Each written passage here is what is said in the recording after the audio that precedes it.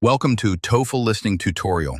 Today, we will guide you through the TOEFL listening section, specifically focusing on how to approach conversations effectively. We'll break down proven strategies, illustrate them with examples, and then explore practical activities you can do on your own time to build essential listening skills beyond just taking practice tests. TOEFL conversations typically involve two speakers, student-professor, student advisor, student-student, discussing academic or campus-related topics. The key is to understand the main idea, important details, and the speaker's attitudes. Here's a breakdown of strategies. Before the conversation starts, you'll see a brief visual, for example, a picture of a student talking to a professor in an office. Use this to your advantage. Try to quickly gather as much information from the visual, such as the setting and the potential relationship between the speakers. This helps activate relevant vocabulary and concepts in your mind.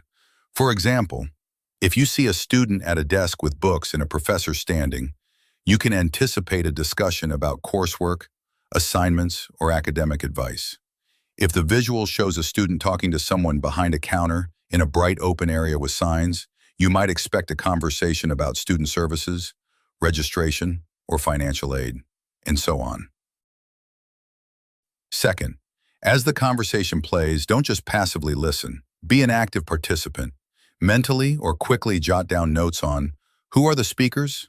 This is often obvious from the visual, but listen for names or roles. What is the main topic of the conversation? What are they trying to achieve or discuss? Why are they discussing this? What's the purpose of the conversation? When is something happening? Listen for deadlines, appointment times, etc. Where is the problem solution located? Listen for cues as to the specific building, office the conversation takes place, etc. How is something done or solved? Steps, procedures. Listen to this short exchange between a student and a professor and try to identify the who, what, why, and how. Excuse me, Professor Davies. I was wondering if I could talk to you about the upcoming research paper. Certainly, Sarah. What's on your mind? Well, I'm a bit confused about the requirements for the literature review section. Specifically, how many sources do we need to cite? Here's an example of the key information you could have gathered at this point. We know who the people involved are, a student called Sarah and Professor Davies. We have some information about what they are discussing. Research paper, literature review requirements. We can identify why they are having the conversation. The student clearly states that she is confused and needs some clarification regarding the different sources they are expected to cite in their research paper. What you are supposed to listen for next is the professor's words answering the student's question. Another way the TOEFL tests your listening ability is with a question requiring you to identify the main purpose and key details. Ask yourself, what's the big picture here and what are the crucial pieces of information they're discussing? Let's continue to listen to the conversation between Sarah and Professor Davies. Ah, yes. For the literature review, you need a minimum of 5 peer-reviewed journal articles. And remember, they should be recent, published within the last 5 years. 5, got it. And what about the formatting style? Is it APA or MLA? We'll be using APA for this course. I've uploaded a sample paper to the course website to guide you. In this part of the conversation, the speakers reveal the main purpose of the conversation, which is the student seeking clarification on research paper requirements. And we also have the following details, which you should have taken down in your notes. We already know the minimum of peer-reviewed journal articles. We also know that the articles must be published within the last 5 years. The student asked a question regarding the formatting style, followed by the professor stating APA as the required style. The professor also pointed out that a sample paper is available on the course website. The next thing you will have to learn how to do well is infer the speaker's attitude and implication of what is being said. You will have to learn how to recognize how the person is feeling based on what they say, which may not always be explicitly stated.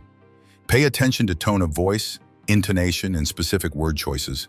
Listen for indirect language in order to identify whether the person feels confused, excited, frustrated, surprised, or attitude which is implied but not directly stated. Listen to the part of a conversation between a student and an academic advisor.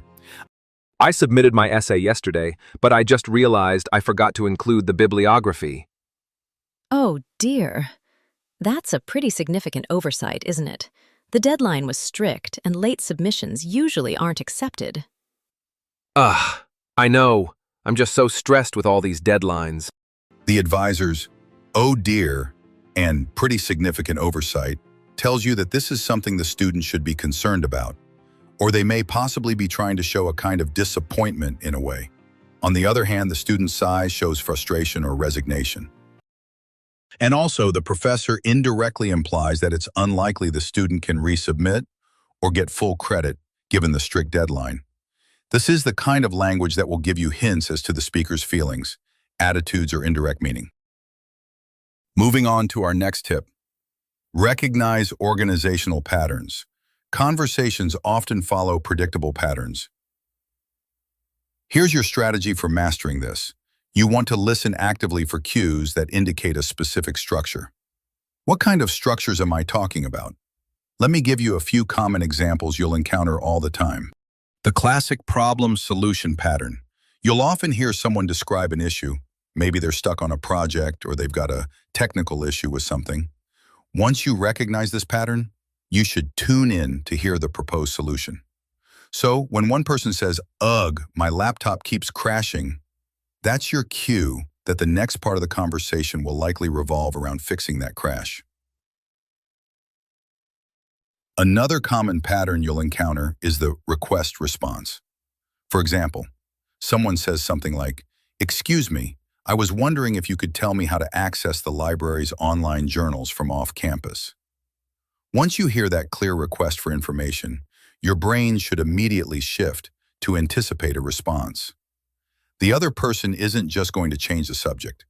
You'd then expect to hear something like, "Certainly, you'll need to go to the library website and log in with your university ID, then navigate to the databases section."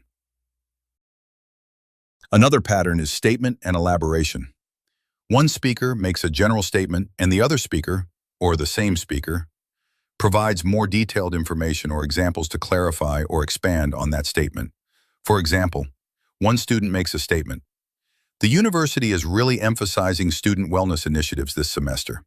Another student elaborates by providing some additional information. "Yes, I saw that. They've added new yoga classes at the recreation center, expanded the counseling services, and even started a Mindful Mondays series in the library to help students de-stress before exams." Cause-effect. This pattern explains why something happened, the cause, and what the results or consequences were, the effect. For example, a staff member may mention the cause by saying, "Due to the unexpected increase in student enrollment this year, we're facing a shortage of dormitory rooms." Then a student may comment on the effect or consequences of what's been previously said by saying something like, "Oh, so that's why they're offering temporary housing in the gym. It makes sense now. I guess it also means larger class sizes in some of the popular courses, right?" Now that we've covered the strategies on how to approach the TOEFL listening section with conversations, let's talk about useful ways of practicing your overall listening skills. Here are some extra drills and activities you can include as part of your test preparation. To ace those main idea and detail questions, it's very important to hone your active listening and note-taking skills. One way you can do this is with podcast lecture power summaries. You're going to pick a short podcast or lecture, maybe 5 to 10 minutes, TED Talk, academic podcast, whatever sparks your interest. Your first step, just listen once for the main idea. Then listen again, but this time hit that pause button frequently to jot down keywords and key details. Once done, using only your notes, summarize the segment in 3 to 5 sentences. This directly trains you to condense crucial info for the TOEFL. Another way you can really sharpen your ear for conversations, which are a big part of the TOEFL, is through dialogue deconstruction. Find a quick 1 to 2 minute conversation from a TV show, news interview, anything. Play a segment and first focus on one speaker. What's their main point? What details are they giving? And what's their tone? Repeat for the other speaker. Then identify the overall purpose of their interaction. This helps you isolate individual contributions and grasp the bigger conversational picture. To tackle those challenging vocabulary and context questions, it's crucial to expand your word bank. One powerful method is academic word list immersion. Grab a copy of the Academic Word List, AWL. You can find it easily online. Pick a sublist, and for each word, find its definition, synonyms, and antonyms. Then try using it in an academic sentence, or even better, search for real-world examples in academic articles or lectures. TOEFL conversations are saturated with academic terms. Knowing these beforehand significantly improves your comprehension.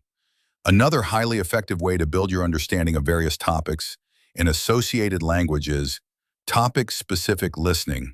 Think about common TOEFL conversation topics like campus life, research, advising. Then actively seek out podcasts, documentaries, or news reports related to those specific themes, e.g., a podcast about university student life, an interview with a career advisor. Exposure to these diverse contexts and their specific vocabulary will make you much more comfortable and confident when encountering similar scenarios on exam day. Finally, let's talk about how to master inference and attitude identification, skills that are key to understanding implied meanings and speaker perspectives in the TOEFL. To correctly answer questions about speakers' feelings or unstated intentions, it's vital to pick up on subtle cues. One way you can practice this is by trying analyze speaker tone. Watch short clips from interviews or debates. Here's the trick. Without focusing on the words, pay attention solely to the speaker's tone of voice, intonation, and pace. Ask yourself, are they excited, frustrated, sarcastic, confident? This trains your ear to catch those subtle vocal cues that reveal a speaker's underlying attitude or unstated meaning. Another fantastic exercise for honing your predictive and inferential skills is predict the next line. Listen to a conversation, and after one speaker finishes a sentence, simply pause it. Based on what's been said and the context, try to predict what the other speaker might say next. Then unpause and see if your prediction was close. This encourages you to think ahead and anticipate the flow of conversation, which is crucial for understanding implications and connections between ideas. Remember these general tips for all your TOEFL listening practice. Consistency is key. Dedicate regular short periods to these activities. Little and often beats big, infrequent cramming sessions. Mix it up, don't just stick to one thing.